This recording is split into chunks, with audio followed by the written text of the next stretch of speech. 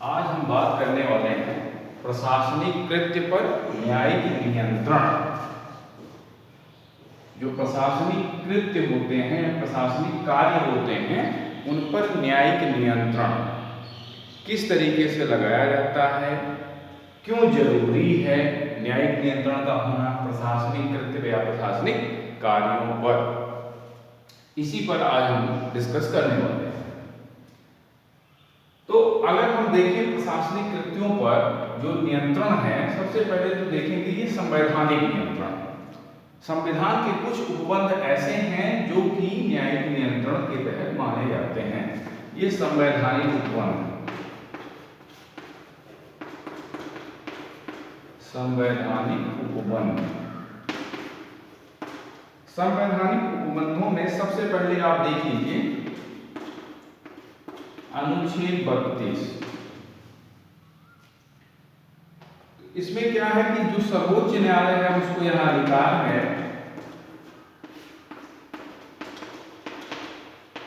सर्वोच्च न्यायालय को यह अधिकार है कि वह मूल अधिकार, जो मूल अधिकार हैं,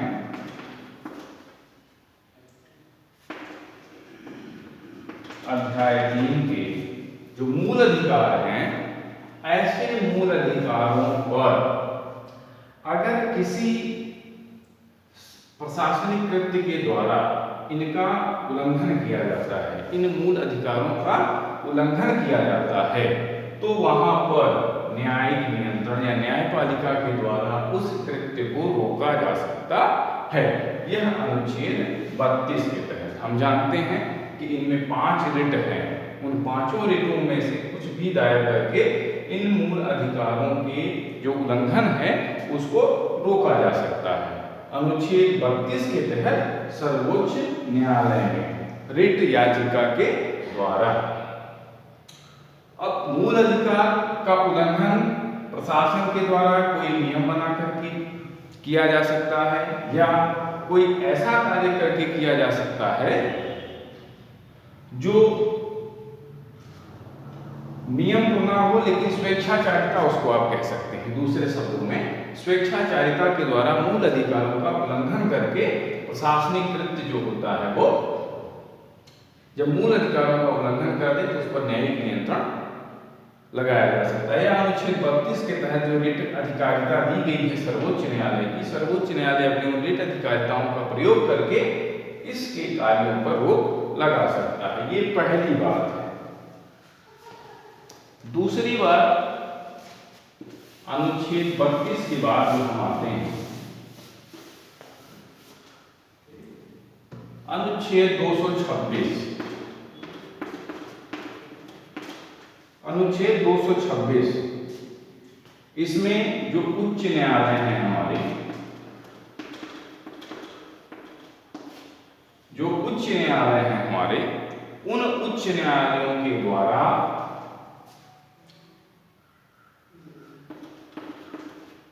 रिट जारी करके या कोई अन्य उपबंध, कोई अन्य उपबंध करके 226 के तहत प्रशासनिक कृत्यों पर न्यायिक नियंत्रण किया जा सकता है। अगर प्रशासन के द्वारा किसी भी तरीके से मूल अधिकारों का उल्लंघन किया जाता है या किसी अन्य अधिकार का उल्लंघन किया जाता है तो उस पर अनुच्छेद 226 के तहत उच्च न्यायालय रोक लगा सकता है। इसके साथ ही हमारा एक अनुच्छेद है 136। इसमें सर्वोच्च न्यायालय,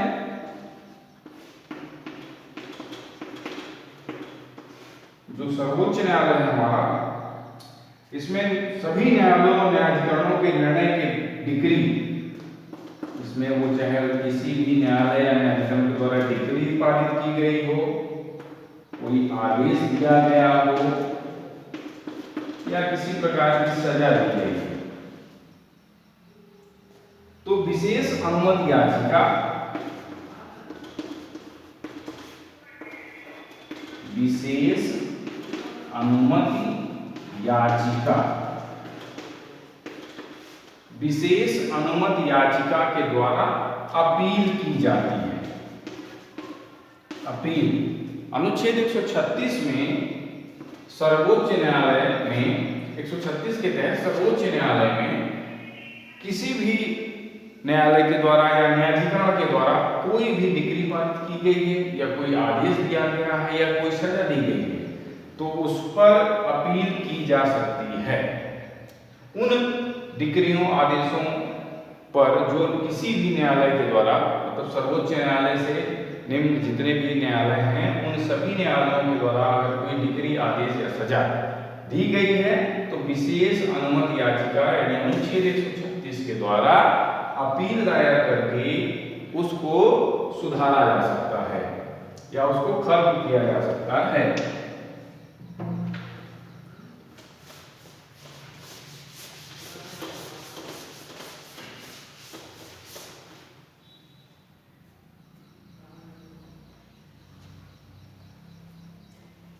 अनुच्छेद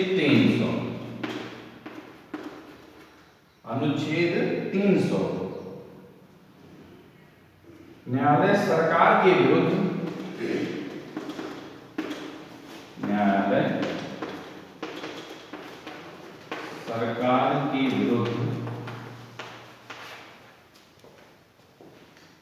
उसकी सेवाओं के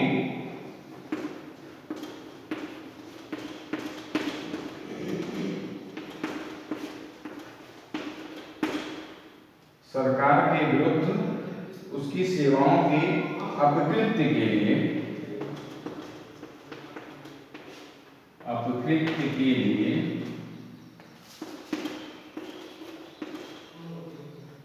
क्षतिपूर्ति की याचिका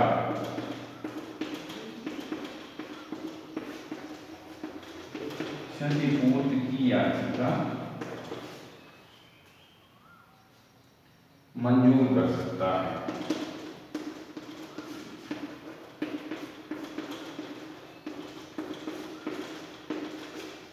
अनुच्छेद 300 के तहत न्यायालय सरकार के विरुद्ध उसकी सेवाओं के अपकृत्य के लिए अगर सरकार के किसी लोक सेवक के द्वारा सेवा के अनुक्रम में कोई अपकृत्य किया जाता है और उस अपकृत्य के द्वारा कोई क्षति होती है तो उस क्षतिपूर्ति के लिए याचिका की मंजूरी दे सकता है या उस याचिका को सुन सकता है। मतलब ये कि न्यायालय उन सभी अपकृत्यों के लिए सरकार को दायी ठहरा सकता है जो लोक सेवक या सरकार के कर्मचारियों के द्वारा सरकार के सेवा के अनुक्रम में, ध्यान रखिएगा सेवा का अनुक्रम होना जरूरी है, यानी वह सरकारी सेवा के तहत ही कुछ कार्य कर रहा हो, सरकार से इतर न कर रहा हो। अगर उसने स्वतंत्र होकर के कोई कार्य किया है तो वह सरकार के अनुक्रम की सेवाओं में नहीं माना जाएगा। ऐसे में उसके द्वारा किसी प्रकार के अपकृत्य के लिए सरकार जिम्मेदार नहीं होगी। लेकिन अगर वह सरकार की सेवाओं के अनुक्रम में कोई अपकृत्य करता है तो उस अपकृत्य के लिए वह लोक सेवक जिम्मेदार माना जाएगा और सरकार से क्षतिपूर्ति प्राप्त करने का वह व्यक्ति जिसको क्षति हुई है अधिकारी होगा। इस बात को ध्यान रखिएगा कि सरकार का जो सेवक है उसको क्या सेवा के अनुक्रम में होना चाहिए और उसके तहत उसका कोई अपकृत्य कार्य कर रहा हो और उससे क्षति होती हो तो उसको क्षतिपूर्ति के लिए न्यायालय आदेशित कर सकता है। ये अनुच्छेद 300 की बात है।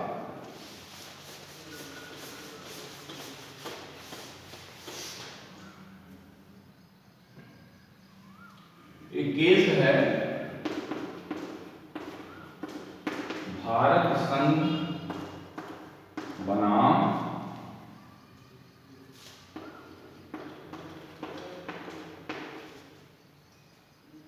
International trading company.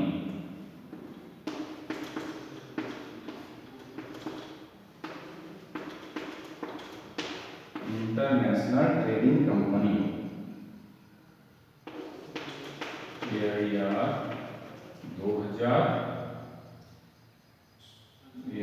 2004 supreme court 3984। Bharat संघ बनाम इंटरनेशनल ट्रेडिंग कंपनी, इस केस में सर्वोच्च न्यायालय ने कहा यदि विधायी कृत्य कार्यों में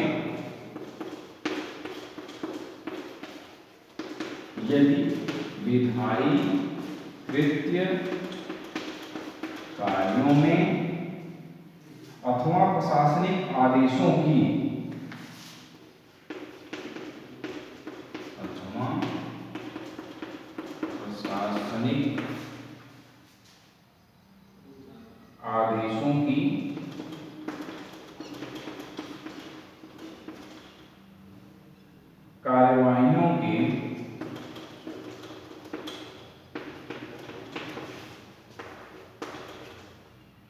कार्यवाहियों में किसी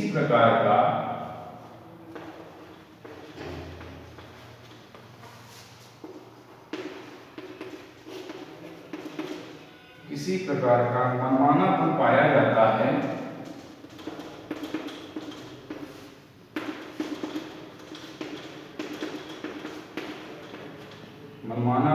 जाता है, जो संविधान के प्रतिकूल है, जो संविधान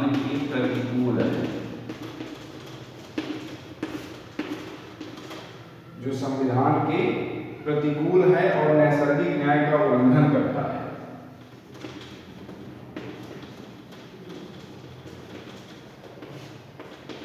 नैसर्गिक न्याय का उल्लंघन करता है।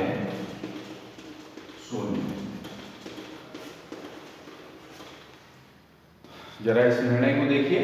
भारत संघ बनाम इंटरनेशनल ट्रेडिंग कंपनी में यदि विधायी कृत्य कार्यों में अथवा प्रशासनिक आदेशों की कार्यवाहियों में किसी प्रकार का मनमानापन पाया जाता है जो संविधान के प्रतिकूल है।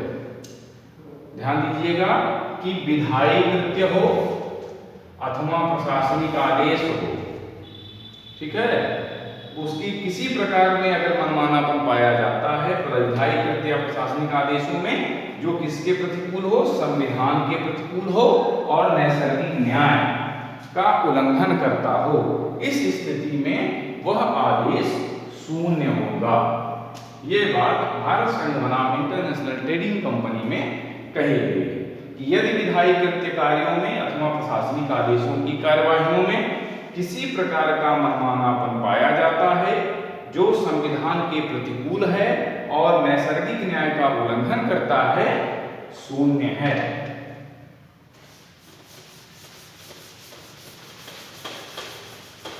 इस केस के बाद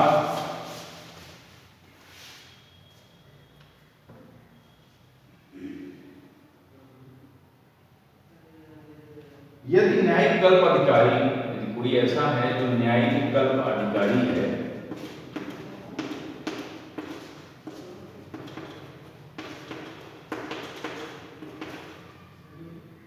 न्यायिक कल्प अधिकारी अपनी अधिकारिता के प्रयोग से इनकार कर दे, जो इसकी अधिकारिता दी गई है अपनी अधिकारिता से इनकार कर दे, यानी जो शक्ति न्यायिक कल्प अधिकारी को दी गई है वह उन शक्तियों का प्रयोग ना करे या उन शक्तियों का प्रयोग करने से वह चूक करे, तो ऐसी स्थिति में इस न्यायिक कल्प अधिकारी के विरुद्ध रिट जारी की जाएगी, वह है परमादेश। परमादेश की रिट जो है उच्च न्यायालय या उच्चतम न्यायालय के द्वारा इस अधिकारी के विरुद्ध जारी की जा सकती है।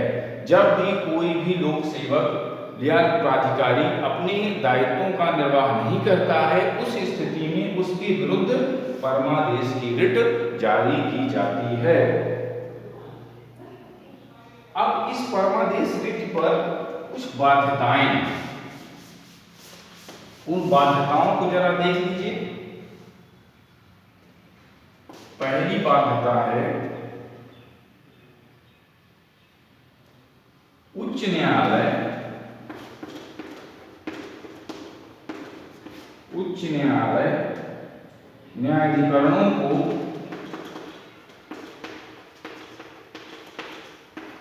उच्च न्यायालय न्यायाधिकरणों को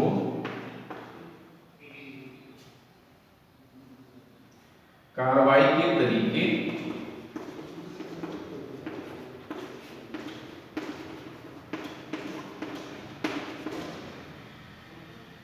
अपनाने के लिए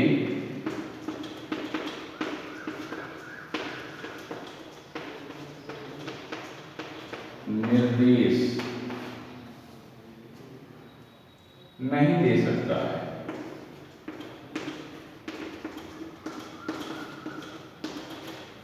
उच्च न्यायालय न्यायाधिकरणों की कार्रवाई मतलब वो किस तरीके से कार्रवाई करें इसका निर्देश नहीं दे सकता है परमादेश रिट के तहत।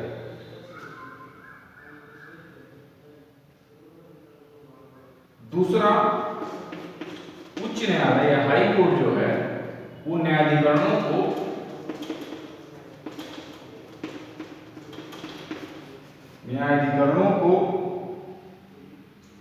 स्वयं के निर्णय का पुनर्विलोकन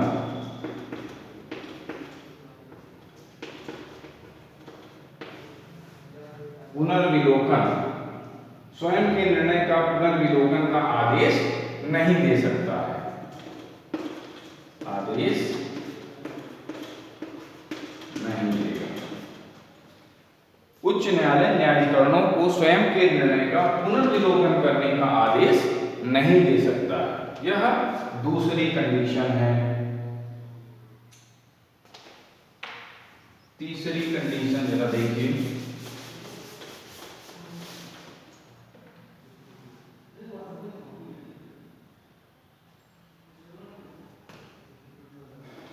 तीसरा कंडीशन, जहां न्यायाधिकरण ने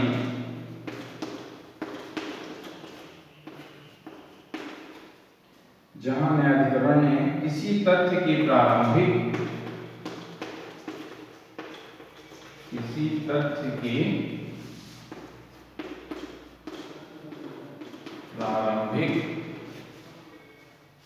विरोध को सुनने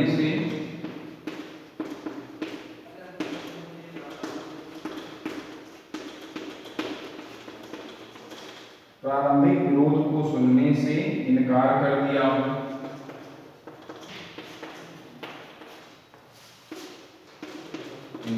कर दिया हो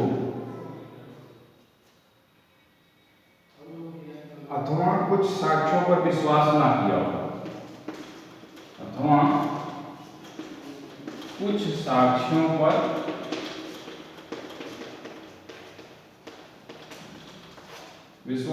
किया हो इस स्थिति में भी जहां न्यायाधिकरण ने किसी तथ्य के प्रारंभिक विरोध को सुनने से इनकार कर दिया है या कुछ साक्ष्यों पर विश्वास नहीं किया है, इसके आधार पर भी परमादेश की रीति नहीं जारी की जा सकती है।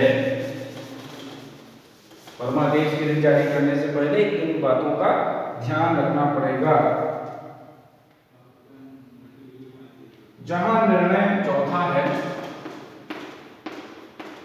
जहां निर्णय न्यायाधिकरण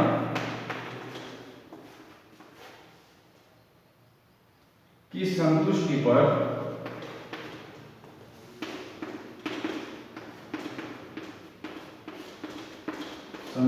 पर निर्भर करता हो।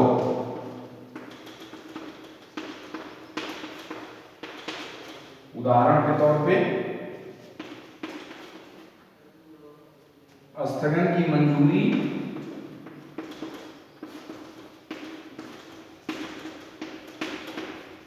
या इनकार।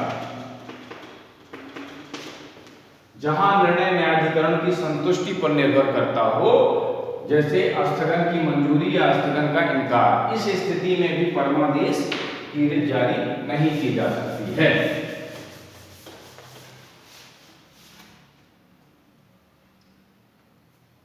न्यायाधिकरण के आदेश पर कार्यवाही का आधार,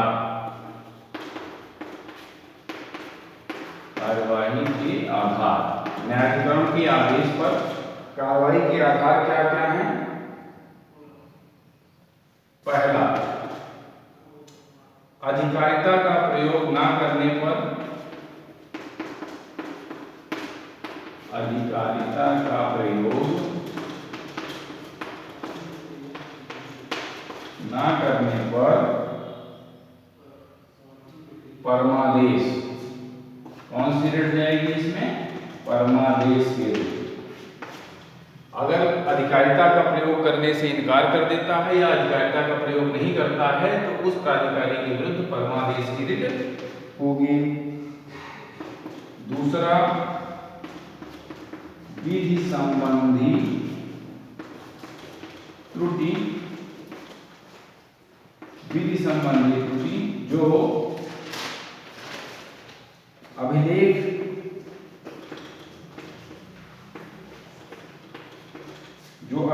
के आमुख पर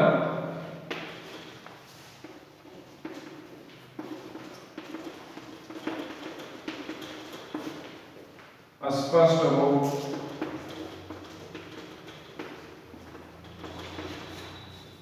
विधि संबंधी त्रुटि जो अभिलेख के आमुख पर स्पष्ट हो, वहां पर उत्प्रेषण की रिट जारी की जाएगी। इस स्थिति में अगर अभिलेख पे कोई त्रुटि है तो वहां पर उत्प्रेषण की रिट जारी की जाएगी न्यायालय के द्वारा। तीसरा आधार देख लीजिए, अगर नैसर्गिक न्याय का